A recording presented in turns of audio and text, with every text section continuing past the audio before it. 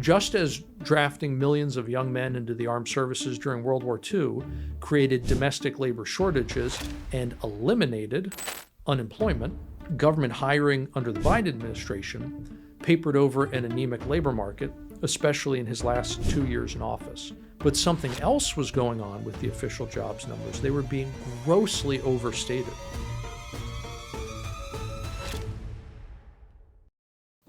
Hello, this is E.J. Antoni for the Daily Signal.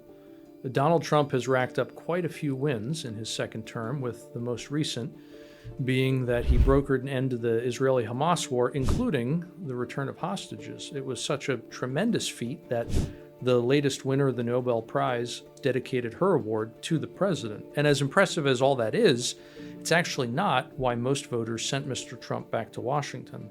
Rather than conflicts overseas, the bigger concern for voters was the economy here at home. Now, that rationale sounds strange to many groups across the country, including the wealthy elites, DC insiders, Democrat Party apparatchiks like those in the mainstream media, etc.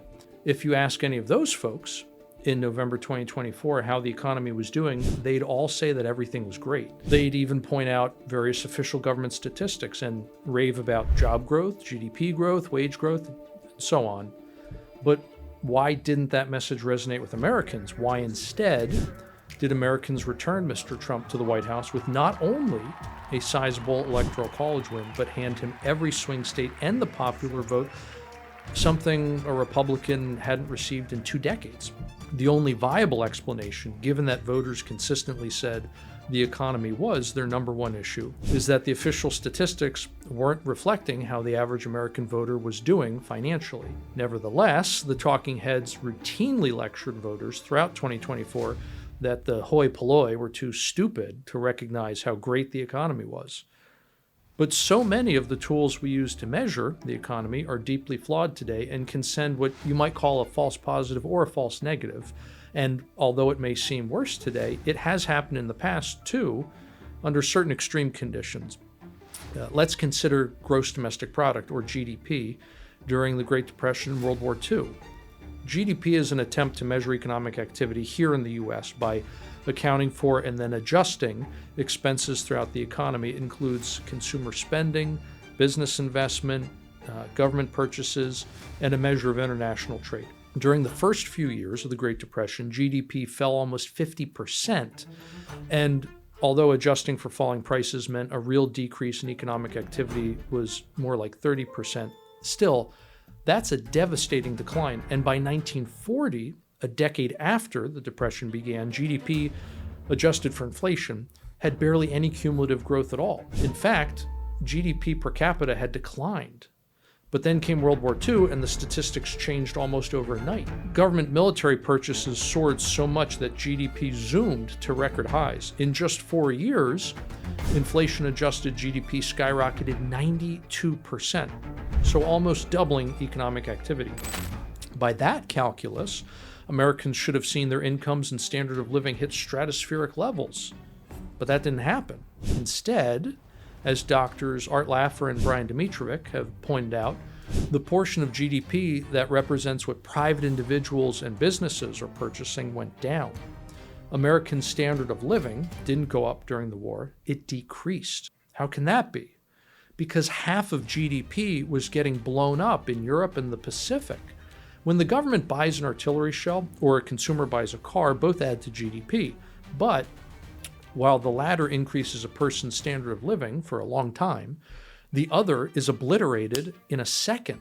That's not to say the expenses of World War II weren't worth it or anything like that. Rather, the period from 1929 to 1945 is a valuable illustration of how our official statistics can fail us and send the wrong message if we don't know how to interpret those numbers.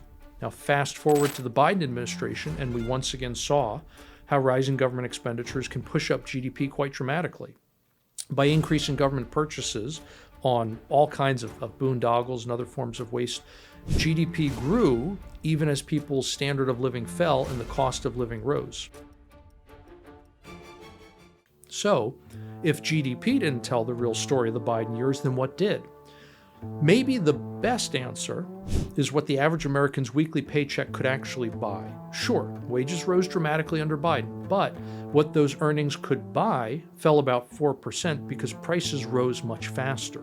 In other words, people went backwards financially.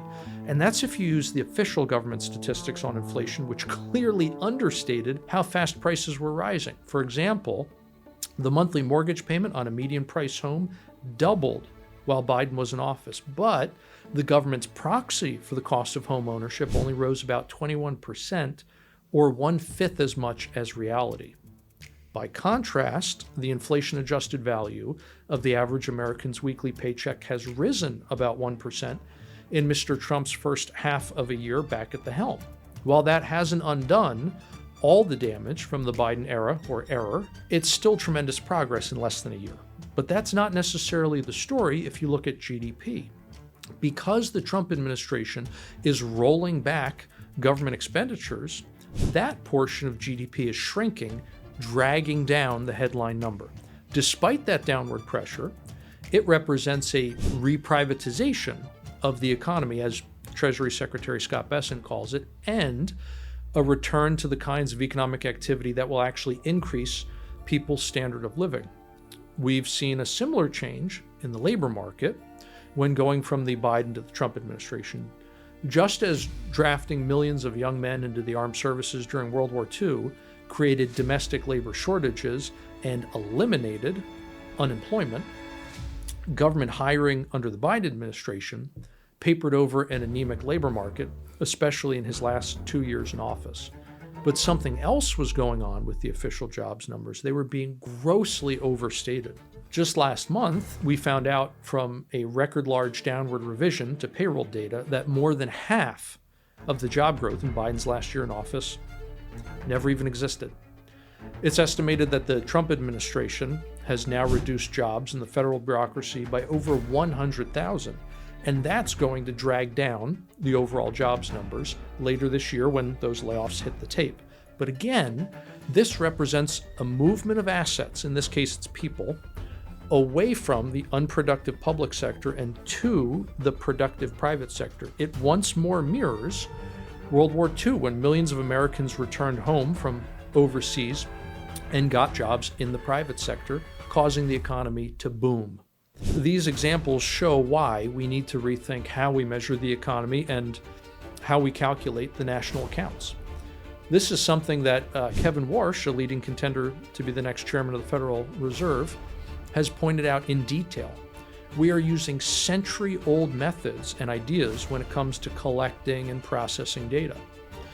We still try to measure the economy the same basic way we did when nearly everyone was either working on a farm or in a factory. What I'm getting at here is that we need to reevaluate how we account for all kinds of productive labor, especially in the service sector and especially among entrepreneurs, small businesses, independent contractors, and people working in the home.